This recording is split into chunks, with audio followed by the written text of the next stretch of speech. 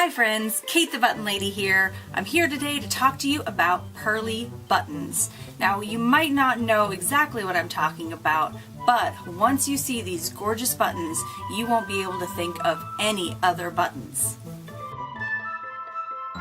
Pearly buttons were very, very decadent. These were extremely expensive in their day. They were a status symbol. They were everything that people would aspire to having on their person. So, if you've ever been to my craft table for my craft shows and seen my button wares, I've probably bored you about pearl buttons and their history. A lot of it began around the banks of the Mississippi by one man.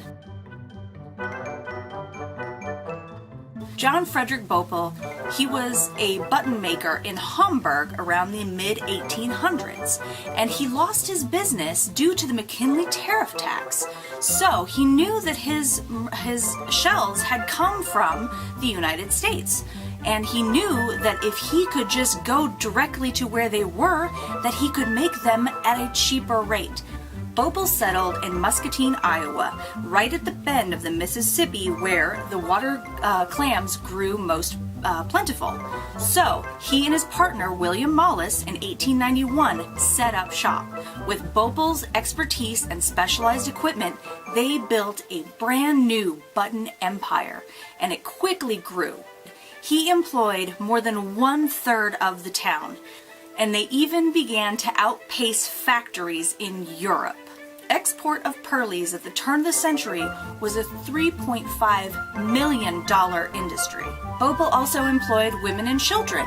Children and their mothers could sew buttons onto a card for a penny for a completed card, so the entire town became industrious. In 1897, there were the first warnings that the ecosystem was becoming strained, that there was just too many factories pulling these clams and just not letting them grow to their full potential. So John Boepple, he said enough is enough. He goes to Congress and to President McKinley and speaks on behalf of his industry and gets them to continue to allow this overfishing, which he would go on to regret. Boepple became paranoid that other button manufacturers were stealing his industry from him. His partners and everybody were just kind of floored. He started ordering all these irrelevant things that had nothing to do with his actual process, just to keep the competitors guessing. So his paranoia led to the closing of one of their most industrious factories. And at that point, the partners said, "Boom, you're gone, John, see you later." So instead of starting a new empire, Boepple ended up going to work for the very people he had fought against about the overfishing. So he ended up, in 1910, he started working for the Fairport Biological Station, which was the Conservation Society. He ended up contributing to the improvement of the clawfoot fork that they used to harvest the mussels. Sadly, in 1911, he had a fall and cut his foot, and a year later that year, he died of a blood infection. Not ideal for how he would want to go out, but the Fairport Biological Society actually built a plaque in his honor, which is still there to this day, as far as I know. So that is Mr. John Frederick Boepple, who is the Pearly King of Muscatine, Iowa, and that is where most of our buttons, our Pearly buttons here in America, most likely came from, were the banks of the Mississippi. Also, another important figure, which you may not know of if you're not from the UK, and that is the Pearly Kings and Queens.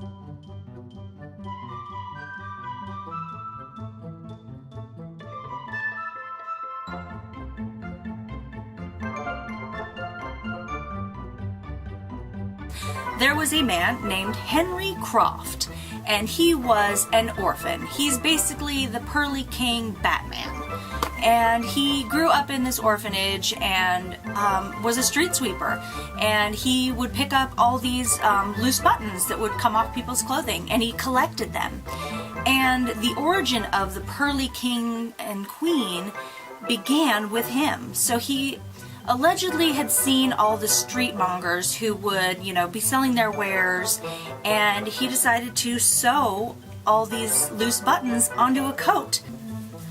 And instead of selling anything, he decided to raise money for his orphanage and various charities.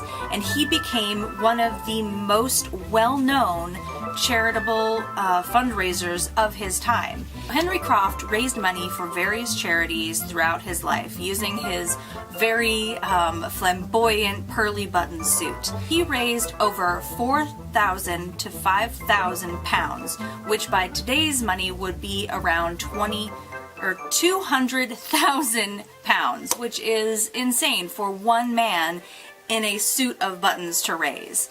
And he inspired 28 other boroughs in London to adopt this look. There were, in 1912, there was a parade that he led, and there were costermongers, donkeys, and 28 different boroughs represented by people wearing the Pearlies. In 1926, Croft was officially recognized as the origin of the Pearly Society. He, up until that time, did not take credit for that. His funeral was approximately a half-mile long, had over 400 kings and queens of the Pearly Society, and had musicians and a horse-drawn hearse.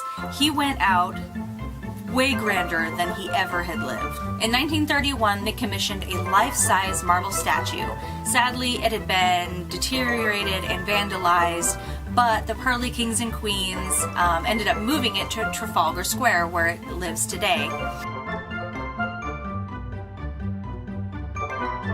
And later, Croft's great-granddaughter would go on to be a Pearly Queen of Somers, where he began. So it really became a family affair. He was a charitable person who really put Pearlies on the map, and it's amazing that this society is still around today and still doing very charitable work. And I am so happy that I am able to share this with you. I will post some links below so you can learn more about the Pearly King and Queen Society and what they are about and how they function. So I will also link my resources so you can read some more fascinating articles on all of this button madness. Anyway, thank you guys for joining me. I hope you really enjoy this history series. If you liked what you saw and you want more of it, please give me a thumbs up and subscribe to my channel for more fun. Thank you guys so much for watching. Be good humans. Bye!